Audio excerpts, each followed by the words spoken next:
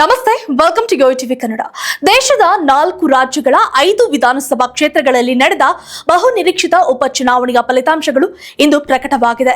ಕಳೆದ ಜೂನ್ 19ರಂದು ಮತದಾನ ನಡೆದಿದ್ದ ಈ ಕ್ಷೇತ್ರಗಳಲ್ಲಿ ರಾಜಕೀಯ ಪಕ್ಷಗಳ ಭವಿಷ್ಯ ನಿರ್ಧಾರವಾಗಿದ್ದು, ಕೆಲವು ಅಚ್ಚರಿಯ ಫಲಿತಾಂಶಗಳು ಹೊರಬಿದ್ದಿವೆ.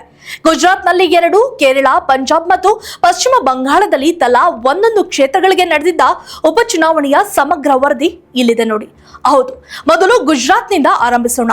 ಬಿಜೆಪಿ ಮತ್ತು ಆಮ್ ಆದ್ಮಿ ಪಕ್ಷದ ನಡುವೆ ನೇರ ಪೈಪೋಟಿ ಕಂಡುಬಂದ ಈ ರಾಜ್ಯದಲ್ಲಿ ಫಲಿತಾಂಶ ಮಿಶ್ರವಾಗಿ ಬಂದಿದೆ.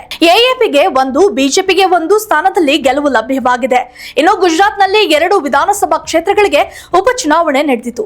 ಈ ಫಲಿತಾಂಶ ಗುಜರಾತ್ ರಾಜಕೀಯಕ್ಕೆ ಹೊಸ ತಿರುವು ನೀಡಿದೆ. ಇನ್ನು ಕಾಡಿ ವಿಧಾನಸಭಾ ಕ್ಷೇತ್ರದಲ್ಲಿ ಬಿಜೆಪಿಯ ರಾಜೇಂದ್ರ ಕುಮಾರ್ ದಾನೇಶ್ವರ ಚೌಡ ಅವರು ಭರ್ಜರಿ ಗೆಲುವನ್ನ ಸಾಧಿಸಿದ್ದಾರೆ.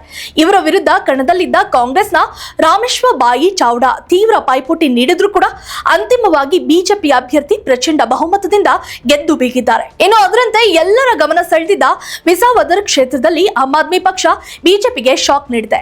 ಎಎಪಿಯ ಗೋಪಾಲ್ ಇಟಾಲಿಯಾ ಅವರು ಭರ್ಜರಿ ಗೆಲುವು ದಾಖಲಿಸಿ ಬಿಜೆಪಿಯ ಕಿರಿತ್ ಪಾಟೀಲ್ ಅವರನ್ನ ಸೋಲಿಸಿದ್ದಾರೆ.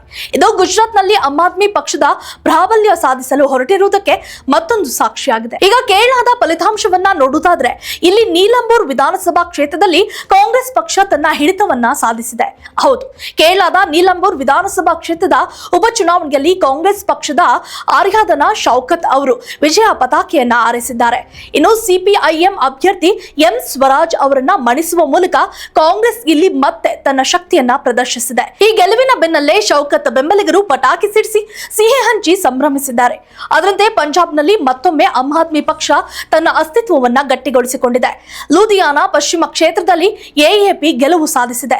ಪಂಜಾಬ್ನ ಲೂಧಿಯಾನ ಪಶ್ಚಿಮ ವಿಧಾನಸಭಾ ಕ್ಷೇತ್ರಕ್ಕೆ ನಡೆದ ಈ ಉಪಚುನಾವಣೆಯಲ್ಲಿ ಆಮ್ ಆದ್ಮಿ ಪಕ್ಷದ ಸಂಜೀವ್ ಅರೋರಾ ಗೆಲುವು ಸಾಧಿಸಿದ್ದಾರೆ.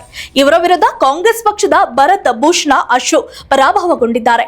ಇನ್ನು ಗುಜರಾತ್ ನಂತರ ಪಂಜಾಬ್ನಲ್ಲೂ ಕೂಡ ಎಎಪಿ ತನ್ನ ಹೊಸ ಖಾತೆ ತೆರೆಯುವ ಮೂಲಕ ರಾಷ್ಟ್ರ ಮಟ್ಟದಲ್ಲಿ ತನ್ನ ಪ್ರಭಾವವನ್ನ ಹೆಚ್ಚಿಸಿಕೊಳ್ಳುತ್ತಿದೆ. ಅಂತಿಮವಾಗಿ ಪಶ್ಚಿಮ ಬಂಗಾಳದಲ್ಲಿ ಟಿಎಂಸಿ ತನ್ನ ಭದ್ರಕೋಟೆಯನ್ನ ಇನ್ನಷ್ಟು ಭದ್ರಪಡಿಸಿಕೊಂಡಿದೆ. ಪಶ್ಚಿಮ ಬಂಗಾಳವು ಟಿಎಂಸಿ ಭದ್ರಕೋಟೆ ಎಂಬುದನ್ನ ಈ ಉಪಚುನಾವಣೆಯು ಮತ್ತೊಮ್ಮೆ ಸಾಬೀತುಪಡಿಸಿದೆ. ಟಿಎಂಸಿ ಅಭ್ಯರ್ಥಿ ಅಲೀಫಾ ಅಹಮದ್ ಅವರು ಕಾಳಿಂಗಂಜ್ ವಿಧಾನಸಭಾ ಕ್ಷೇತ್ರದಲ್ಲಿ ಗೆದ್ದು ಬೀಗಿದ್ದಾರೆ. ಪ್ರತಿಸ್ಪರ್ಧಿ ಬಿಜೆಪಿ ನಾಯಕ ಆಶೀಶ್ ಘೋಷ್ ಅವರನ್ನ ಮಣಿಸುವಲ್ಲಿ ಟಿಎಂಸಿ ಯಶಸ್ವಿಯಾಗಿದೆ. ಟಿಎಂಸಿ ಗೆಲ್ಲುತ್ತಿದ್ದಂತೆ ಪಕ್ಷದ ಕಾರ್ಯಕರ್ತರು ಸಂಭ್ರಮದಿಂದ ಕುಣಿದು ಕುಪ್ಪಳಿಸಿದ್ದಾರೆ. ಒಟ್ಟಾರೆ ಈ ಉಪಚುನಾವಣೆಗಳು ವಿವಿಧ ರಾಜ್ಯಗಳಲ್ಲಿನ ಪ್ರಾದೇಶಿಕ ಪಕ್ಷಗಳ ಬಲವನ್ನ ಮತ್ತೊಮ್ಮೆ ತೋರಿಸಿಕೊಟ್ಟಿವೆ. ಗುಜರಾತ್ ಮತ್ತು ಪಂಜಾಬ್ನಲ್ಲಿ ಆಮ್ ಆದ್ಮಿ ಪಕ್ಷದ ವಿಜಯ, ಕೇರಳದಲ್ಲಿ ಕಾಂಗ್ರೆಸ್ ಪುನರುತ್ಥಾನ ಮತ್ತು ಪಶ್ಚಿಮ ಬಂಗಾಳದಲ್ಲಿ ಟಿಎಂಸಿಯ ಹಿಡಿತ ಈ ಫಲಿತಾಂಶಗಳ ಪ್ರಮುಖ ಅಂಶಗಳಾಗಿವೆ. If you like this video ಬೇಗ ಲೈಕ್ ಮಾಡಿ, ಕಾಮೆಂಟ್ ಮಾಡಿ, ಶೇರ್ ಮಾಡಿ ಹಾಗೂ ಯೋಯೋ ಟಿವಿ ಕನ್ನಡವನ್ನು ಸಬ್ಸ್ಕ್ರೈಬ್